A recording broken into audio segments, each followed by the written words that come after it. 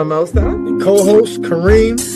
Welcome to Sometimes We're Boujee and Sometimes We Hood, to healing, navigating grief. It's a podcast dedicated to exploring the complex emotions of loss, the road to healing, and the strength found in remembrance.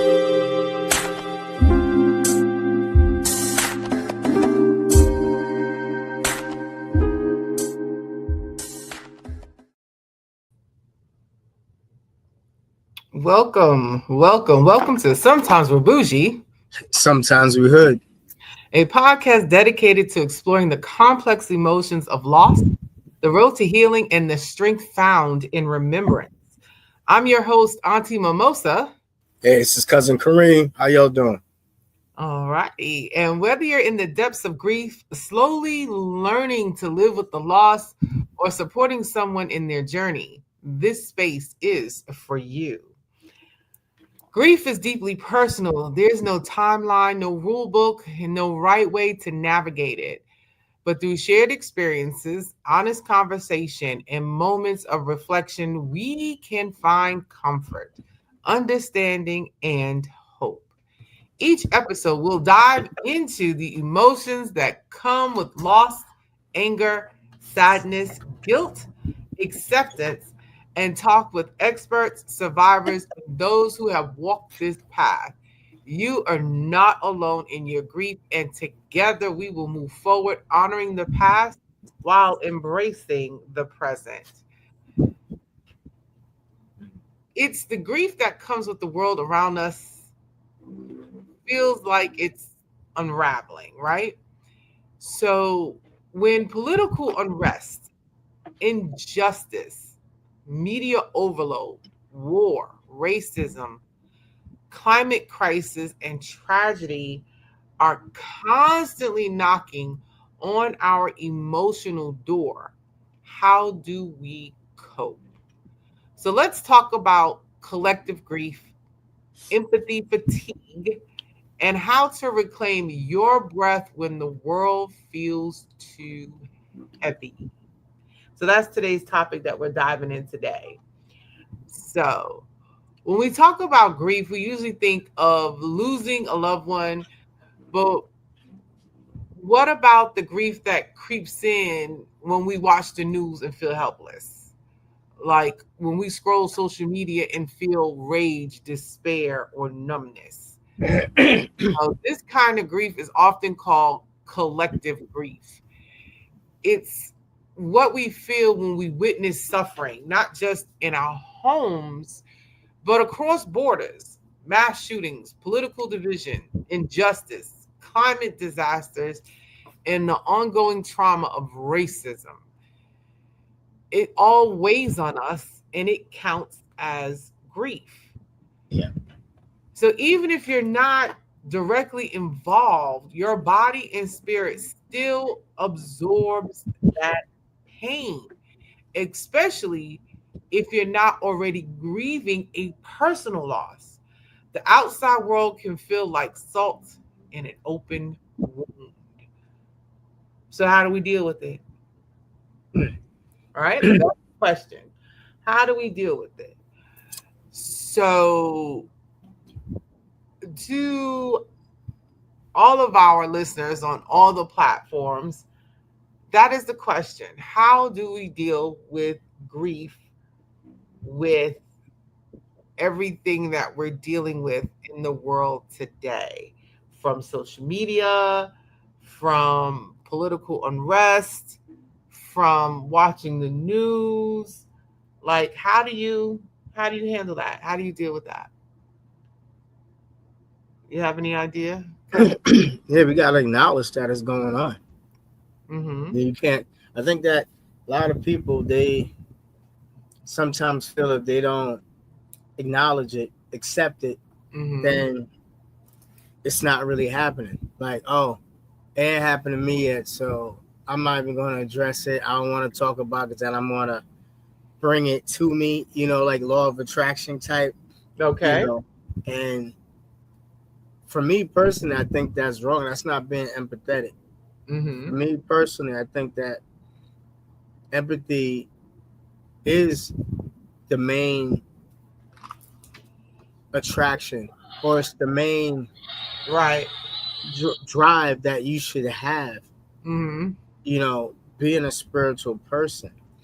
And if you don't have empathy, then when something does happen to you, how do Right. you feel that how would you feel in that situation? Now you want empathy, and everybody turns their back on you because you Mm-hmm. willfully decided not to have empathy for other people in a separate situation that Right. might completely relate to you, but there could be a relation if it did occur to you. Mm-hmm. That action actually, or that situation did come to you. I think people just don't want to, it's too much of a thought process to put themselves in other person's shoes. Mm. And it's not about sympathy. It is about sympathy, but it's more about empathy. Because you're Okay. not feeling sorry for the person, you're trying to put yourself literally in that person's shoes. Like, what Mm-hmm. would I do if I was in that situation? Right. Right. Okay. Okay. So to my, TikTok fam, hello, welcome in. Hey Jazz, thanks for joining us. Thank you to anyone that joins. Of course, you know your housekeeping rules, you know what they are. Take care of your coins, do your daily heart meets and all that good stuff. So today's topic is about grief and how to handle grief and what you want to do.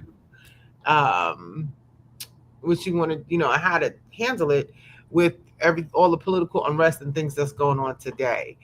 So, as my co-host cousin Kareem stated, acknowledge empathy. So that's a question that you guys can answer.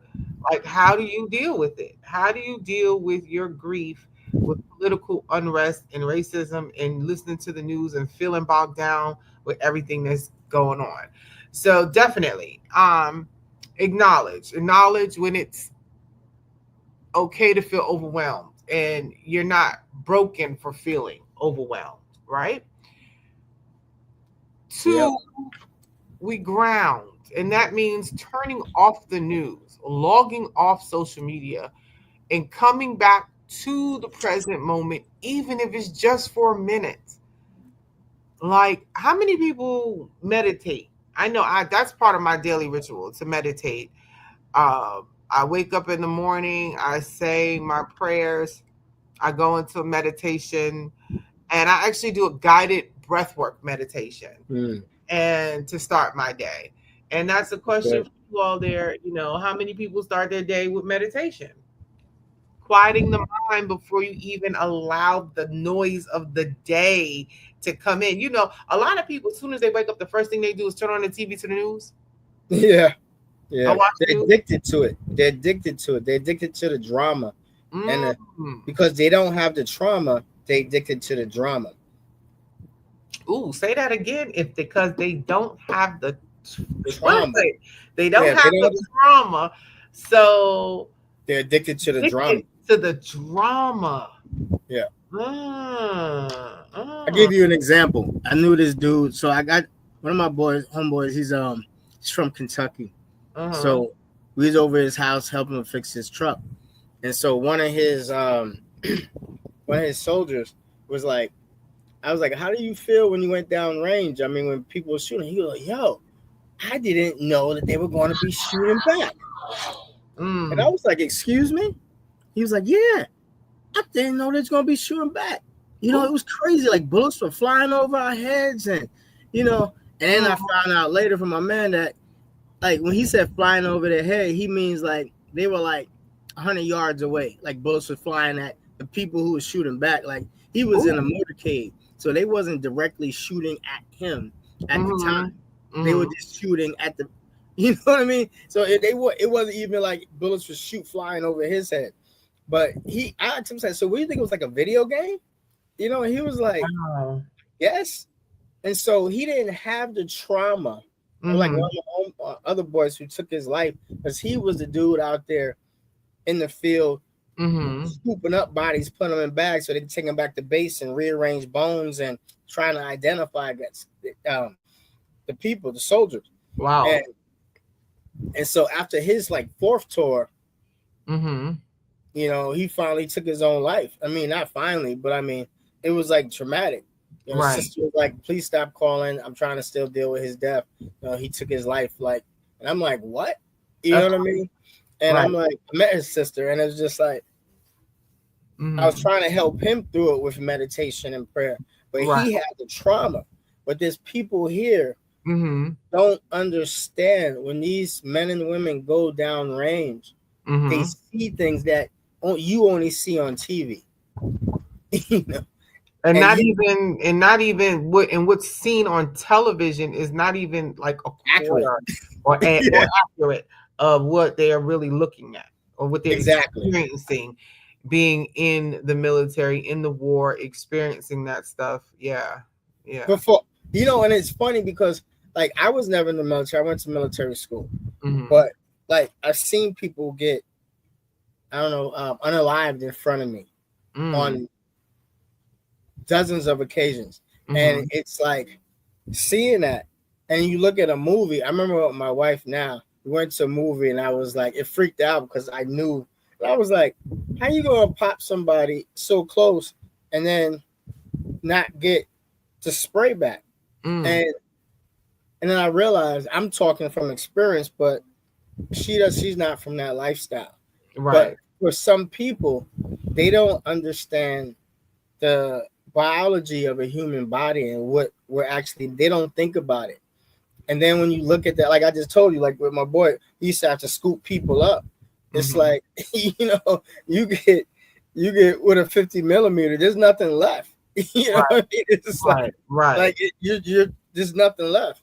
Right. Except for the parts that didn't get hit. Hmm. Like maybe like the calves or the head. Right. But it's so many people don't have the trauma. They don't want the drama. But then on Mhm. top of it, they are addicted to the drama like a soap opera.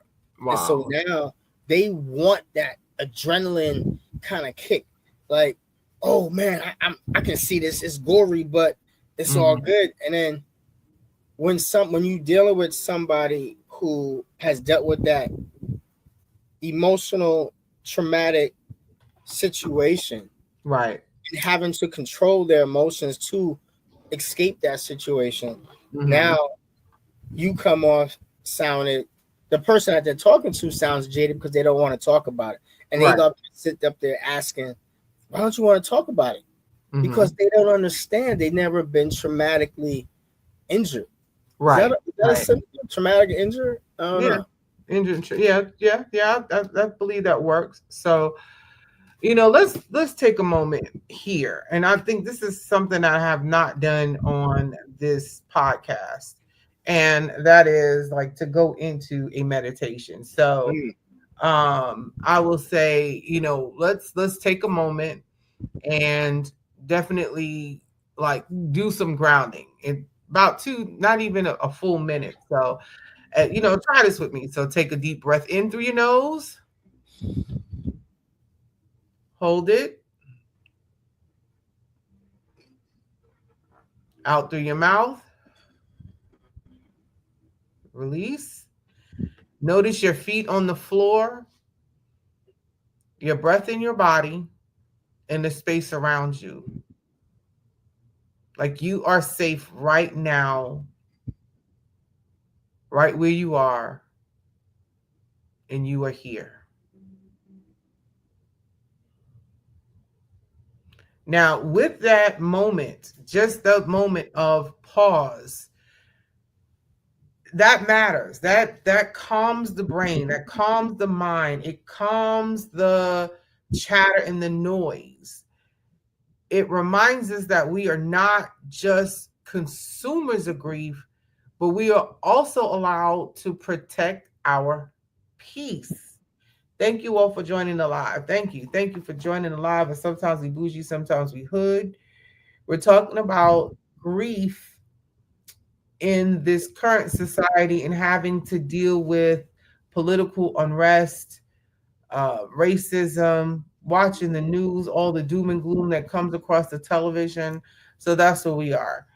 And we're going to, shift in. We just took a moment to pause and ground ourselves, to take a deep breath and just to be, just to be. yeah. And I just want to say thanks to Jazzy. Hey, Pastor Big Sis, thank you.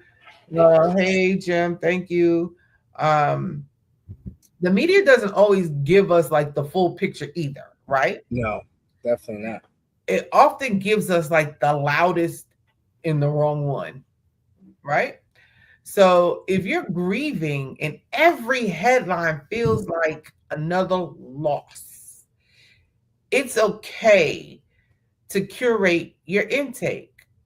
Follow media, social media that has pages that uplift and brighten your day. Balance your hard truth with hopeful stories, limiting the doom scrolling, as I call it, right? And ask yourself, like, what do I really need to know right now? Is it necessary to start your morning off, excuse me, watching the news where they talk about five pew pews in the area that just happened and five people just unalive, became unalived as a result of this particular incident? Like, is it necessary? Is it necessary to start your day watching the news and listening to all the businesses that are closing, all the traffic accidents around where you live, all the, is it necessary to start your day with that? Right. And ask yourself the question, like, what do I really need to know right now? What helps me act or feel connected? And what just overwhelms me? Like, you have to ask yourself those conversations. You have to ask yourselves that. If you have to ask yourself, is it necessary to start the day? You You know? gotta know your limit. I think what you saying, like you gotta know your limit. So like when stuff makes you anxious and Mm-hmm. stuff just gets you on the side. And then what do you do once you hit that point, Right. before you boil over? Exactly. Like do you have that person to call? Do you Mm. have a thing to do? Like Do I you have like your to person? draw. Do you have Yeah, I your like to person? dance. Mhm. That helps me get over. It helps me relieve. Sometimes I even like listening to music without lyrics because sometimes the lyrics can hit those buttons, and all Mhm. of a sudden your mood changes just because. Just to Right. hear the instrumentals and stuff like that, it's so relaxing. I mean, like like Cool in the Gang, Mm. Summer Madness. I like that song. Yeah. It puts me in a place that just makes me think of summertime. Obviously Mhm. because of Will Smith, they sample that, but Yeah. it's that good feeling. And that song is so old. And it's Mhm. just, but it's such a peaceful song. It has highs and lows Right. of good memories and good times. So it takes me away from those stressful days when I'm dealing with people who just don't want to act right. Right. Right. You know. Exactly. So speaking of that, we're gonna shift into grief and social injustice because there's a lot of that going on these days, Yeah. and there's a specific grief that comes with social injustice. Like, if you're part of a marginalized group, right? Marginalized. Yeah. We know what I'm talking about. Black, brown, LGBTQ plus, disabled, undocumented. Chances are your societal grief is not new to it's not new to you. It's not new to us, right? It's not new to us. And it's generational Yes. and it's layered, right? So some call it racial trauma, while others call it activist burnout. But either way it goes, it's very real, right? It's very real. Very. Um, and as you said, it's not to what? When you saying it's not to? What do you mean? See, I have a TikToker that comment. I'm Oh, not sure what she commented. Oh, she said it's not. It's very. Yes, it is. It's very real. Right. It is very real. Um, and you don't have to carry every issue alone. You don't. it's not your job. It's not our, I'm gonna say your job, but it's not our job, right? Um, it's not everyone's job to save the world by ourselves, right? It's not my job to save the world by myself. It's not your job, cousin Kareem, to save the world by yourself. Like my TikTok family, it's not your job individually to save the world by yourself, but it can be done as a collective, right? Um, Rest is resistance, joy is resistance, and healing is resistance. Right. How Go do ahead. you heal? How do you heal? How Right. that's my question. Okay. So yeah, anybody in TikTok land or anybody who's watching on Facebook and Instagram, YouTube, you have a comment on that. Like, how do you heal? You know, how do you heal? How do you heal from the like grief of racial trauma? How do you heal from activist burnout? Like, what do you do? And that would come from, I believe that on that end, that's where you may have to take a step back. So with that, you talking about activist burnout, that makes me think or go back to think about all of the early activists, right? Mm. Martin Luther King, Malcolm X, the those are the big names, but Jesse Jackson, Okay. Marcus Garvey, Al Sharpton, even if we go way, way back, we keep going back further, you know, Yeah. how, like, the question is, do you ever heal? That's a Pastor Big Sis George, she asked that. She's like, do you ever heal? Like, what did they do? What did they do to reset, to take a break from the consistent marching, the consistent conversations, the consistent meetings with groups or organizations of individuals? Because not everyone in every, not, how do I want to say this? Not every single African American person was on the same page of peaceful protesting, right? Oh yeah. Okay. Because there are so many different personalities of people and so many levels. I don't want to use the word social class. I want to say levels. There's levels to people, right? Because there's so many different levels, because there's so many different personalities, and these leaders had to go and talk to these groups, because you had the groups that was ready ready for you to say something, Yeah. and they wouldn't turn on the other cheek. You Yeah. had those groups, right? And FAFO. um, FIFO, right? You had those that were ready, you know, and then you had the ones that were, they were turn the other cheek, so to speak, and then you had the ones with touch me first. You got to touch me first before I do anything to you, right? And then maybe the combination. But just, I mean, I'm overwhelmed thinking about the fact that these, as leaders, going in to talk to all these groups of people to get them on the same page to heal. And especially like in that, right, new phase, same tactic. So let's think about today, okay? Everything that's going on today. I take a breath. I have to take a breath because thank you. It's almost unreal. Like this person in office, the that's leading this Yeah. corporation. I can't even say it's a country. It's this corporation.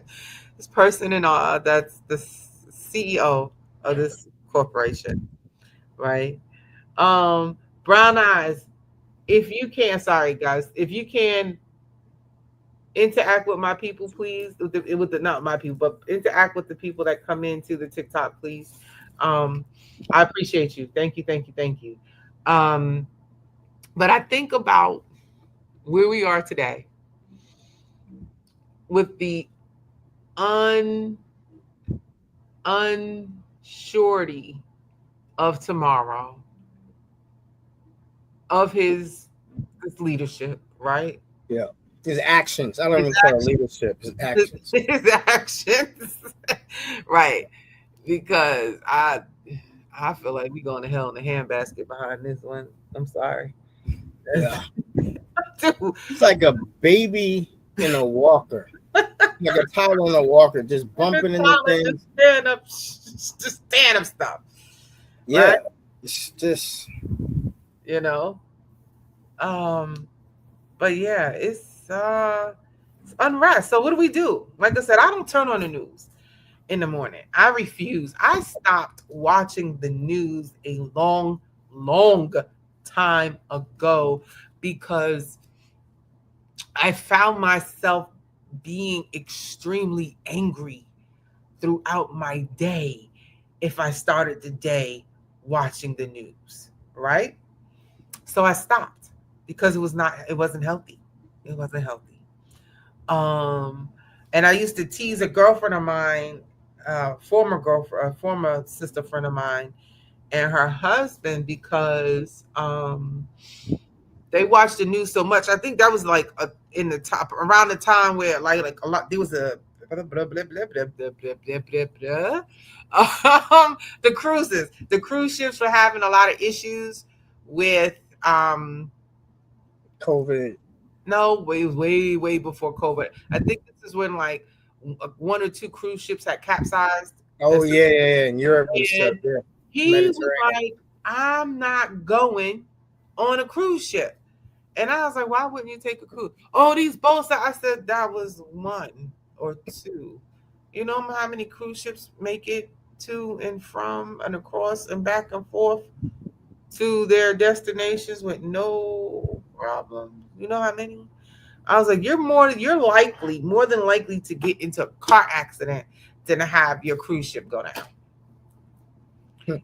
And I told him, I said, at the rate you watch the news, you're gonna be scared to breathe. You're gonna be walking around talking about because you don't want to breathe, right? Because you don't want to breathe because you watched the news because they've said that they may have put some kind of aerosol in the air or something in the air.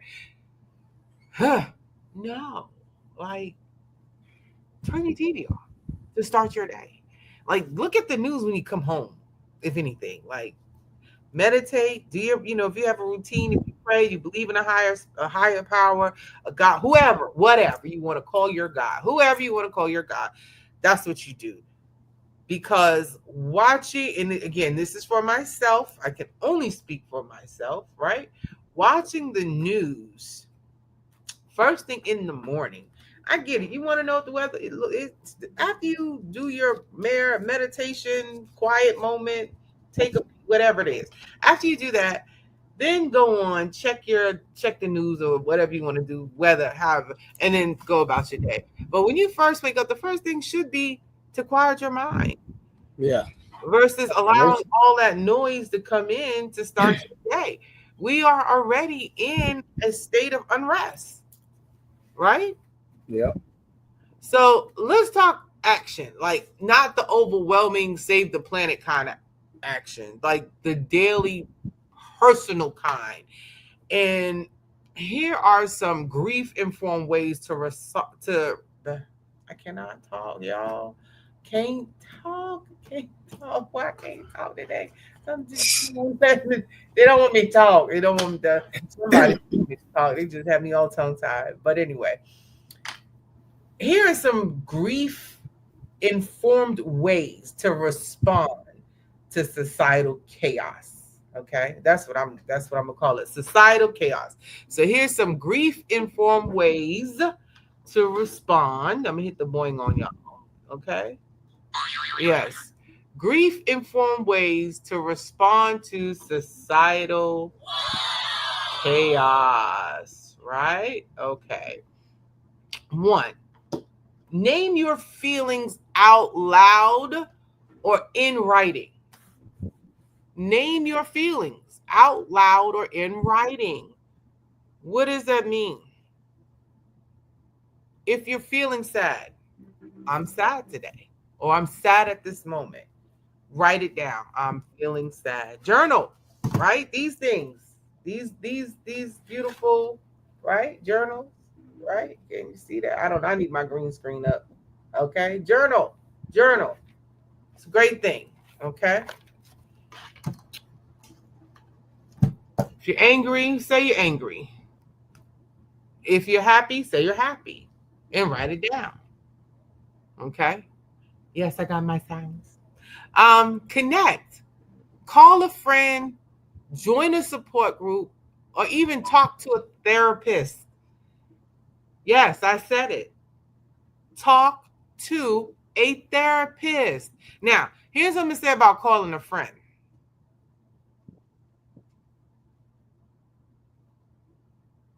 You may want to call the friend that is a optimist, Definitely. right? You want to call that friend that's optimistic. Because if you feeling woe is me, and you talk to your friend who's feeling woe is me, what you go? Yeah, you're both gonna be down. Yeah, You yeah. both gonna This is be that one situation where math don't work. Two right. negatives don't make a positive. Yes. You know what I mean? It's just like, uh, You'd be like Eeyore, right? Eeyore, uh, you remember from Winnie the Pooh? yeah, Yeah, you both would be. That's who you both would be, like Eeyore. Okay, so, um, but yes, join a support group. Find your tribe. Really, find your tribe. They're out there. They are out there. People are out there. Make art. Okay, paint, draw, write a story, write a poem. Creativity is it's relaxing. Creativity is cathartic, right? Creativity is a release, okay? And yes, call someone who can give you some solutions. Is that's true on the connection part. Brown Eyes over here in the Tiki Talk said, call someone who can give you some solutions, mm, right? Not just, and that's some one thing I'll do if I going back to connect, right? When I'm having a day or a moment where I'm grieving, I will call, or when I make my phone calls to someone, one of my people, because I have quite a few of my people, I have a few people, right? I ask them if they can hold space for me while I vent, or while I um talk about my day to just get it off my chest. Now, you will hear some people say, oh, that's not a good thing because you speak life and death. Okay, however, if you keep it bottled up, right, if you keep it on the inside, what you gonna do with it yeah, if you don't let it out? Sometimes you have to let it out, and then if you know how to cancel it, cancel. If you don't, well, ride the wave. I mean, that's all I can tell you, right? Back to making art. Like, you remember when you were in elementary school and you made artwork, whether it was whatever crayons you have, it didn't matter. And I was not one for making, like having my sons color in the lines. However you color it, you color. It's your creativity. You do what you want to do, right? I love their artwork. But it was just so fun. It takes you. I have an adult coloring book. I haven't used it in a while. She said, I haven't used it in a long time, but I have a couple of adult coloring books. And you talk, and I used to use them. I used to use regular coloring books when I worked at Comcast or Xfinity as it's known today, when I was talking to customers. And if I had a customer that was highly upset and I just let them vent, I was coloring. I would color, even though I would have their account information up. But when they would go on a rant or a tangent, I, I would sit there and color because I wouldn't be. I couldn't listen. You know what I'm saying? I would Yeah. listen for keywords, right? And I would, okay, I understand. I completely understand. My apologies. I'm so sorry. But I'll listen for keywords. And then once they finished, then I already knew what the issue was. Then I would go ahead and fix it. But I would let them go on their rant. And while they were on their rant, I would color. And I had quite a few of my coworkers were into that. We would do that. We had one coloring book, and we would make copies of the sheets and pass them out. Everybody had crayons that was in my little cube area, and we would do that. And we were able to like really ease through the day like that. Believe it or not. So move your body, right? Dance, walk, stretch. Do you all know that trauma lives in your bones, in your limbs, and in your muscles? Did you know that? Did y'all know that? Did you know trauma lives in your limbs? It lives in your limbs. I don't know. I don't know. Well, hopefully my phone won't die because I'm down to 22. But we keep going. I don't know what that is.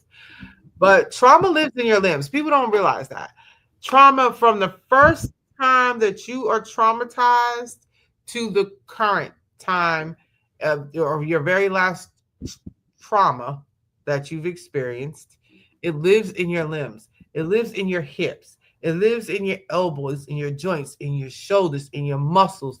You ever find that when you're angry or you're having a bad day, your shoulders are very tight and tense? Have you ever experienced that, Cousin Kareem? Yes, indeed. That is a stressful time. Mm-hmm. So you got to learn how to, Your you body moves. know, for me, what I like is the Mm-hmm. beach. Going to the beach. Yep. I find Mm-hmm. that's a great release. If you live, I'm saying this for people who live near the shore.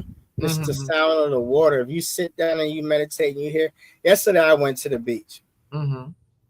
and my kids were clowning me because they were like, "You fell asleep in the chair for an hour." I know I wasn't asleep for an hour, but I was asleep for about a half an hour. Just Right. sitting in the chair, my head back, just is knocked out. You know what I mean? It was just, Mm-hmm. but it was relaxing, just hearing the waves come in, go out, come in and go out, and it made me knock out. You Mm-hmm. know, it's a beautiful thing. It is. And even if you don't live on the coast or on a shoreline, if you can get to a body of water like a lake, or use YouTube, pull up ocean sounds, pull up rain sounds, anything that will help you relax your mind from dealing with societal chaos.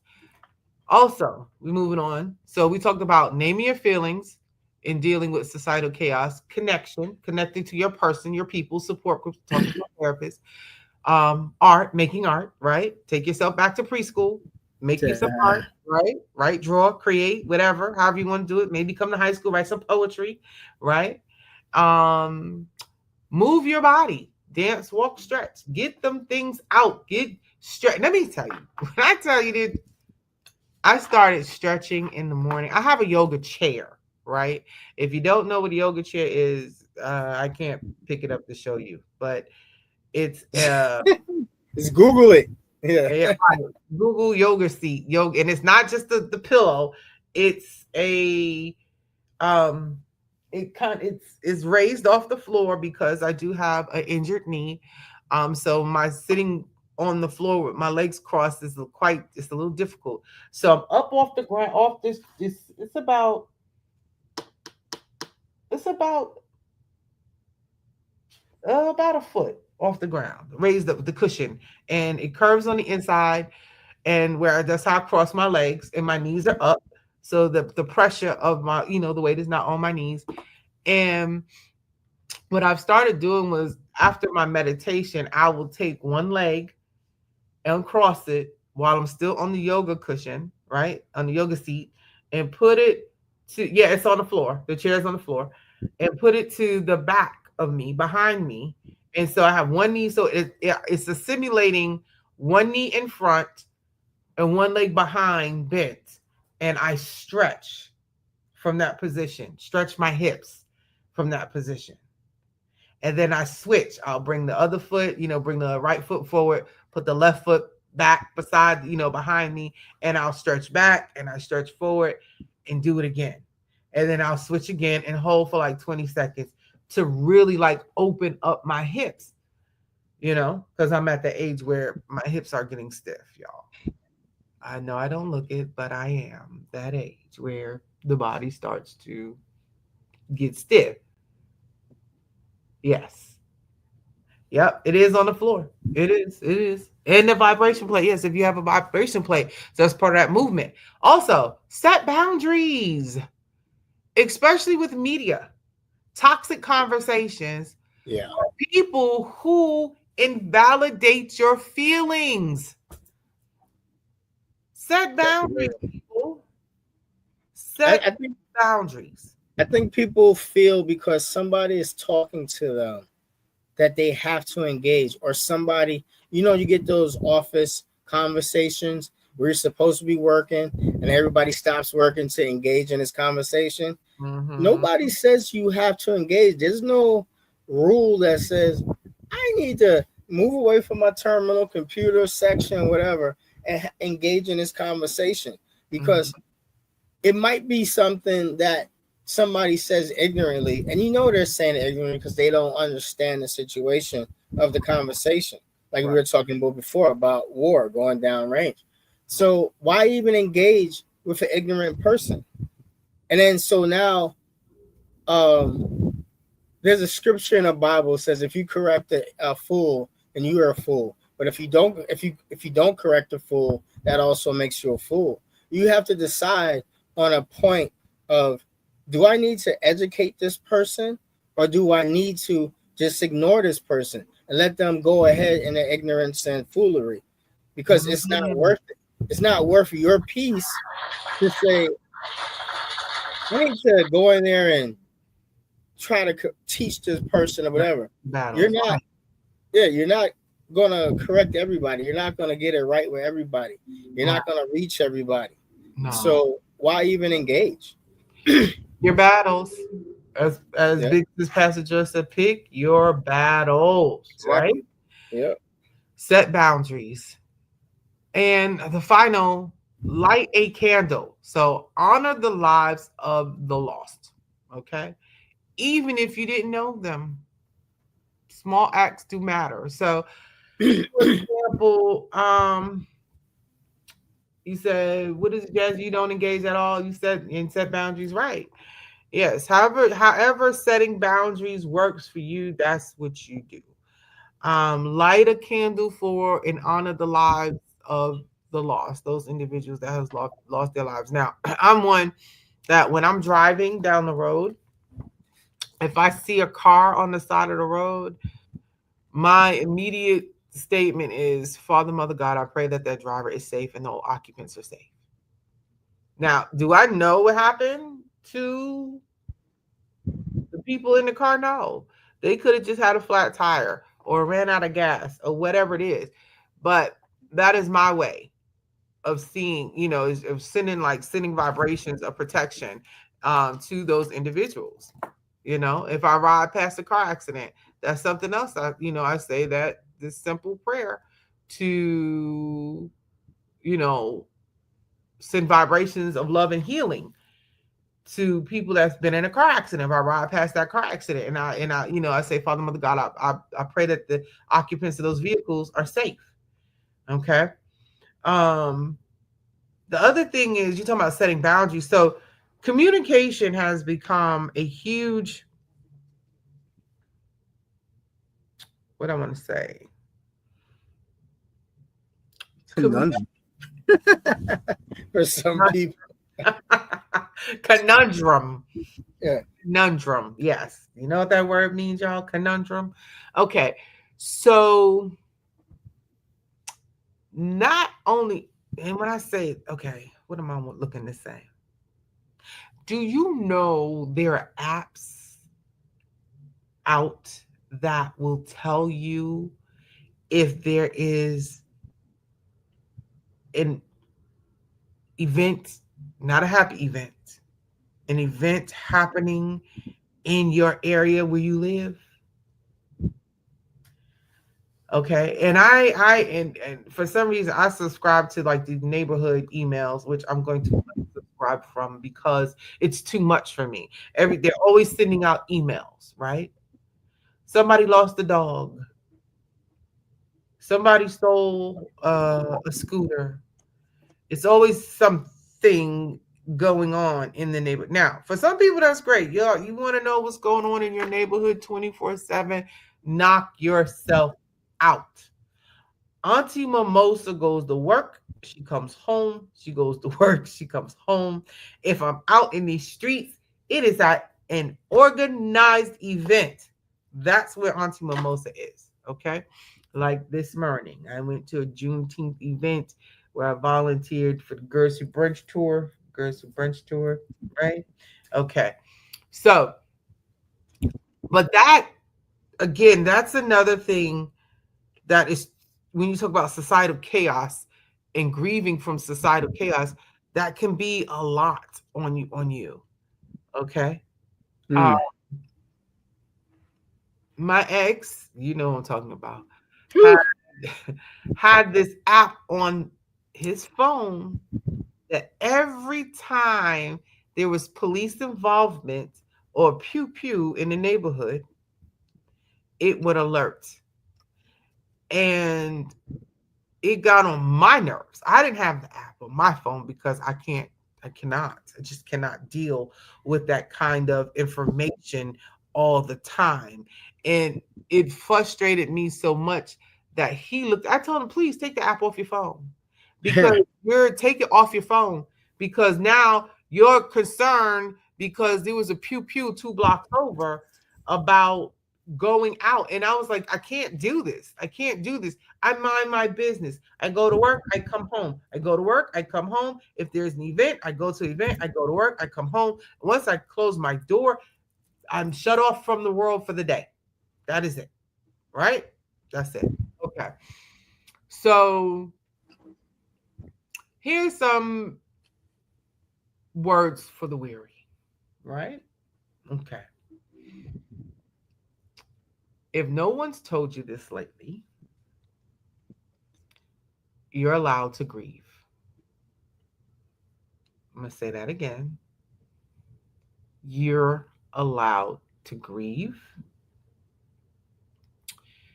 You're allowed to rest. Hey, Sassy.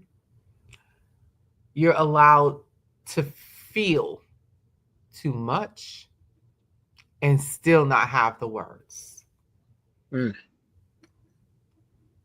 Okay. And you are not alone. I'm going to say those again.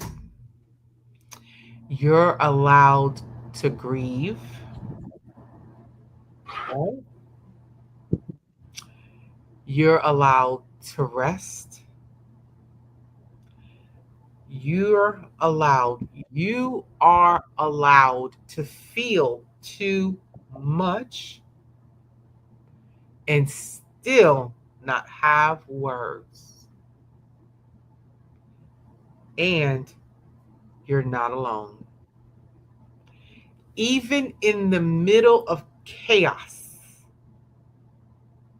love, hope, and healing are still possible. Yes. Right? Let me ask you, can I ask a question? Yes. So in my line of work, I deal with a lot of complaints. Mm-hmm. But when does your grieving, I think the only warning I would say is if your grieving now causes you to become so sensitive to things around you that you become a nuisance Mm-hmm. to other people. There's a lady I knew, well, I'm just saying knew that I used to interact with quite often because she lost her husband and she was grieving. Mm-hmm.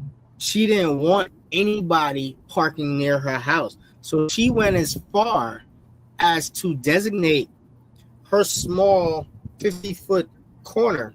Mm-hmm. She went and made it so that because it was in Hawaii, we got rounds. We don't have square corners, we got rounded corners. Mm-hmm. So you're not supposed to park within 20 feet of those round corners. Now, because her little street was only right next to her house, was only 50 feet, that only leaves 10 feet. So literally only one tiny car can park there. But she went as far as to have the sidewalk painted. And then she went as far as to call cops on people. All because she lost her husband. Mm-hmm. And nobody, all the friends that she thought he had, didn't come to check on her. And I found this out randomly through conversation with her. And so the grieving process for her was, I'm going to make everybody pay for losing my husband.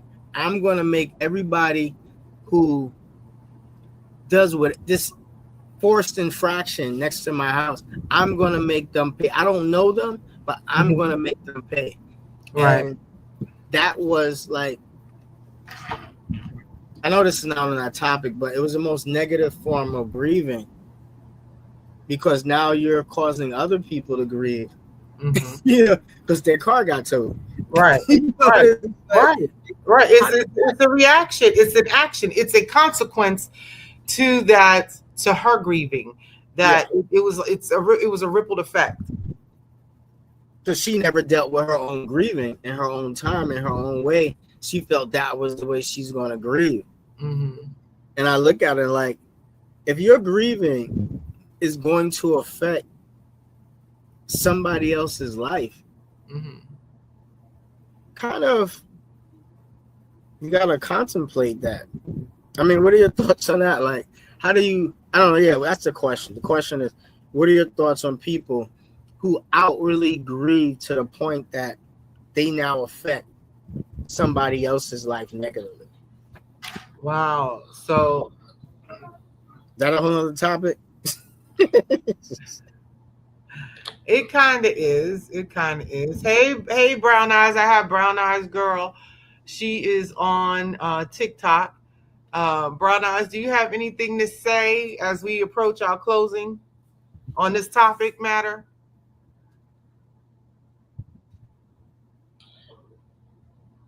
No, Uh-oh. What happened? Hang on. Oh, what? What the? Oh, that's not. No, it's not you. Hang on. my phone. Okay, there you go. My phone been freezing up, and so I've been in and out sporadic. Everything that I did here, I agree. You have to definitely reach out to someone who is more positive when you're having a moment or when you're having a bad, what we quote unquote say a bad. You have to reach out to someone who's more mentally stable at that time than you are. So I like to be a person that comes with solutions, not problems. So that's definitely one of the things that we should definitely do. Right. I definitely agree with that. I agree. Definitely. Yes. Solution. That's one of the big things. And then I think with and part of that is to ask if you can provide a solution, because sometimes people just want a sounding board, right? They just want you to hold space, you know. So I have one of my TikTokers, they're asking you, Cousin Kareem. That's my co-host, Cousin Kareem. He's in Hawaii. And, right. And I have Miss Clashy, she wanted to know if the lady sought grief counseling. So no, she didn't. She didn't. Right. From the neighborhood people, because I talked to people in the neighborhood when I had to deal with this complaint. She was just super bitter. She used to getting arguments about, HOA type things, but there was no HOA, and she was upset that there was no HOA. You know, so she's like, "Why you leave your garbage can out there?" And this is not a sister; this is an Asian Right. woman, and it was just. But she lived in the mainland because her husband was in the military, so she got Mm. accustomed Mhm. to military, dress right, dress right, dress left type situations. And Right. so when you're in the civilian world, and Mhm. she wasn't in the military, her husband was, but I guess technically she is too. Right. She didn't know how to separate the two. And Mm. then with him gone, she didn't have a sounding board like, look, babe, it's Right. okay. Right. And that's how I heard that he used to handle her. He would baby talk her, and then she would calm down. Now that he was gone, There was nobody to baby talk her. yeah, there was no buffer at all. Wow. Wow. And she didn't have kids. So Mhm. seeing kids outside was what do you want, a trigger, Mm. because she never had kids. And Wow. so I tried to um empathize with her and talk her down. And this is like over like a 2 or 3 month time. Mhm. Before, of course, she customarily cursed me out every time we would have a conversation. And at one point, I was just like, it's not going to end well for you in this. If you didn't like the fact that your husband didn't have anybody there, for him when he was going through his last hours, how do you think it's going to be for you? And Right. it was at that moment, I think she heard it, even though she cursed me out, because the complaint stopped. I thought she died. I did a wellness check on her. Right. And you don't have Right. it complete. Somebody complained over a Mhm. year and a half time every week to Right. just dead stop. I thought she, went on, and Wow. I did a wellness check. She's like, "What are you doing here?" I'm like, "I haven't heard from you this week." She goes, "I had Mm. nothing to complain about." And it was just like, and then from that point on, until she actually did go on, Right. and I took like 3 years later after that, I never heard anything. And it was a weird situation. Yeah. Okay. I think what I said, Mhm. she finally heard. Right. Right. Hey, Classy, how you doing, dear? Good afternoon, good morning. I don't know where everybody's at, but God is good and His mercy is everlasting. Right there. Of grief, right? Yes. Let me tell you, you either you get somebody to talk to, you go to grief counseling, because that's what we had to do with my mom. Mm-hmm. When my sister died, and then a year and a half later, my dad died. 10 months later, my son-in-law died. And F1. my grandmother. F1. And my mom couldn't handle it. Mm-hmm. She didn't turn her grief into anger. But we would be looking for her, calling her cell phone and everything. And one of my sisters decided one day, to just follow her Mm-hmm. to see where she was going every day Mm-hmm. and just sitting. She was going to the cemetery and just sitting there. Mm-hmm. My mom had stopped taking her medicine and everything. So I came up with the bright idea with my sisters and my brother before he passed. We need to get her into some sort of grief counseling. Right. Being in the military or having a husband or a wife that's in the military, and God forbid they die or whatever, the military world families that are left with nothing but a box sometimes because they can't find the body. So you're burying an empty box. Mm-hmm. Am I right? Yeah. Yeah. Mm-hmm. They don't know how to process that grief. They never get to see their loved ones again. Mm-hmm. So I was like just reading through the comments about and listening how she would take her anger, and I can't say anger, her grief she turned her grief into anger to take it out on everybody. And to be honest, she needs grief counseling and she needs it bad. Right. Right. Definitely. Well, that's what we're here for. That's why I started this podcast. And because so many people do not know how to, or they don't have anyone that they can talk to about their grief or share their grief with. Yeah. Um, And as many of my listeners know, and friends and family know, and I say this, is that I um is that my with my loss, it started with my younger sister. Then my younger sister transitioned tragically from a brain aneurysm. Then my oldest sister, she transitioned as a result of brain cancer. Then a year later, I lost a year later, I lost my mother um, due to kidney failure. Then I want to say, and then in that same year that my mother made her transition, a week after that, my cousin's grandmother made her transition. She was like a grandmother to me. Then we lost a friend of the family. Then 1 month to the day of my mother making her transitions, I lost two aunts, one that morning, one that evening. And then 2 weeks later, the lady that took care of my mother when she was ill, she transitioned. Then now let's fast forward to 2021. My oldest son was tragically unalived. And then 4 months later, and that was May 21. And then September 9th, I lost my grandmother. So when you talk about compounded grief, and then in between those that are very significant to me, in between those, other family members and other friends and other, and associates. Um, so when it comes to compounded grief and knowing what grief is, I I know it all too well. I know it all too well. And I just know that when it comes to dealing with it, this is an outlet. Sometimes we bougie, sometimes we hood is an outlet. It's a healing. It's healing for me. Um, Cousin Kareem, how about you?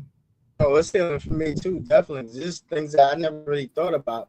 I thought I was handling it right until we had this conversation. You Okay. know, and one thing that this knucklehead I knew, the good thing I say out of knowing him is he taught me one thing, that Mhm. laughter, you should laugh. Laughter makes heal. I don't know, for me, I can watch a comedy. There's like certain movies, TV shows that that always make you laugh. For Mhm. me, when I'm feeling a certain kind of way, generally anger, Mhm. that's just my thing. I look at something funny before I go to bed Mhm. because it eases my mind, eases the stress. I notice it rolls off of me after that. It's like, is it really that bad? Of course, these things are fantasy. Most TV Mhm. shows and stuff like that. Wilding Out, love that show. Shout Mhm. out to Nick Cannon. But yeah, that's it's laughter for me. It kind of it's like a teleportation device. It will Mhm. move me into a different space, literally, mentally, and Right. sometimes spiritually. Mhm. And yeah, that's what I've learned. Uh, I recognize it. I accepted it. That's what actually is going on with me uh, Right. in these times of grief. You know, Right. and, I never said that before on the show, but yeah, but that's one thing that I maybe it will work for you. I put that advice out that maybe watching a comedy or when you got that one friend who can break the silence, Mhm. that make you laugh at Right. something. They got that relationship with you. They can remind you of something silly that you did, and Mhm. that generally breaks. For some people, I know that breaks the grief. Right. It's you got to have that comedy relief. Right. All right. So we definitely went over time for a little bit, but just to kind of recap everything and close out the show. So, of course, we talked about defining grief of society, right? Which is collective grief. And it's what we feel when we witness suffering, and not just in our homes, but across borders, mass shootings, political division, injustice, climate disasters, the ongoing trauma of racism. It all weighs on us and it counts as grief. Grounding through the noise, right? Acknowledge it. Do some grounding. Turn the TV off. Turn off social media for a while. First thing in the morning, you know what I'm saying? Don't if you can refrain from turning the TV on, do your prayer, your meditation. If you need, just check the weather on your phone. Don't scroll, don't do anything, do any of that. Just get your mind right for your day. And kind of relinquish any, societal grief from the night before from watching the news. You know what I'm saying? Um, we all deal with some type of social injustice. There's specific grief that comes with social injustice, with racial trauma and activist burnout. I said outburn, sorry. Um, like we said, rest is to resist, joy is to resist, healing is resistance. Okay. And then what can you do? Name your feelings. Say it out loud, write it down, connect, call a friend, join a support group, talk to a therapist, make art. Take yourself mentally back to elementary school, okay? Draw, paint. It don't matter. It don't have to be perfect. It's yours. It is your artwork. Move your body, dance, walk, stretch, not stress, stretch, because trauma lives in the body. It lives in the hips. It lives in the shoulders. It lives in the neck muscles. It lives in the joints. Stretch, move your body, dance, walk, get it out. Okay. Set boundaries, especially with media, toxic conversations, or people who invalidate your feelings. Okay. That is key. Light a candle. Okay. Light a candle to honor lives that are lost, even if you don't know them, because small acts do matter. And then with that, the words for the weary. You're allowed to grieve. You're allowed to rest. You're allowed to feel too much and still not have the words. You are not alone in this. Even in the middle of chaos, love, hope, and healing are still very possible. So, with that, I say thank you for joining us today on this journey through grief, healing, and remembrance. Grief is not something we simply get over. It's something we learn to carry, something that shapes us, and something that teaches us about love and resilience. As you move through your own process, remember, be patient with yourself. There's no timeline. There's no right or wrong way to grieve. Honor your feelings. Embrace the memories and allow yourself space to heal in your own time. If today's episode resonated with you, love to hear your thoughts. Feel free to reach out, share your story, or let us know how grief has shaped your journey. And if you know someone who might need this conversation, please share this episode with them. You can reach us on Instagram or IG at Queen of Life Empowerment or SBSH Grief Podcast. Okay. On Facebook at Sometimes We're Boujee, Sometimes We're Hood. And on TikTok, the SBSH, Sometimes We Boujee, Sometimes We're Hood, or Sometimes We Boujee and Hood. And remember to like, follow, share, comment on the platform that you desire. We look forward to hearing from you. And that's Cousin Kareem and Auntie Mimosa. And like I said, Cousin Kareem is all the way in Hawaii. We 6 hours ahead of Cousin Kareem. All right. And remember, love doesn't mean carrying the impossible. It means showing up imperfectly again and again. Until next time, be kind to yourself, hold space for your emotions, and remember, You are never alone in this journey. Grief is love with nowhere to go, and you deserve all the care in the world. Yes, indeed. So, with that being said, I love you all. Take some time to breathe, be easy, stay off of social media in the news. You can't Know your limits. Know your limits. know your limits. Love you all. Have a good you one. guys enjoy. Peace and happiness. Yep. It's a podcast dedicated to exploring the complex emotions of loss, the road to healing, and the strength found in remembering.